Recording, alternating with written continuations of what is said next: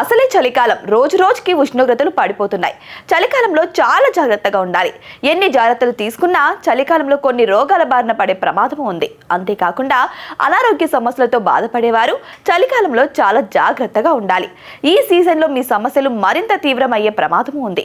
ఇక ఈ చల్లటి వాతావరణంలో యూరిక్ యాసిడ్ సమస్యలతో బాధపడేవారు అప్రమత్తంగా ఉండాలని నిపుణులు చెబుతున్నారు. లేదంటే వారి సమస్యలు తీవ్రమవుతాయట. ఈ రోజుల్లో అధిక యూరిక్ యాసిడ్ ప్రధాన సమస్యగా మారింది. రోజు తీసుకునే ఫుడ్, డ్రింక్స్ లో ఉండే ప్యూరిన్స్ అనే రసాయనాన్ని శరీరం విచ్ఛిన్నం చేసినప్పుడు యూరిక్ యాసిడ్ ఏర్పడుతుంది. ఈ వ్యాధి ప్రధాన లక్షణాల్లో కీళ్ళ నొప్పులు ముందు వరుసలో ఉంటుంది. అయితే యూరిక్ యాసిడ్ స్థాయి 7.0 mg/dl కంటే ఎక్కువగా ఉన్నప్పుడు అది కీళ్ళల్లో స్ఫటికల రూపంలో పేరుకుపోతుంది. దీంతో కీళ్ళలో నొప్పి, వాపు కలుగుతుంది. ఈ సమస్య ఉన్నవారు ఆహారం పట్ల చాలా జాగ్రత్తగా ఉండాలి.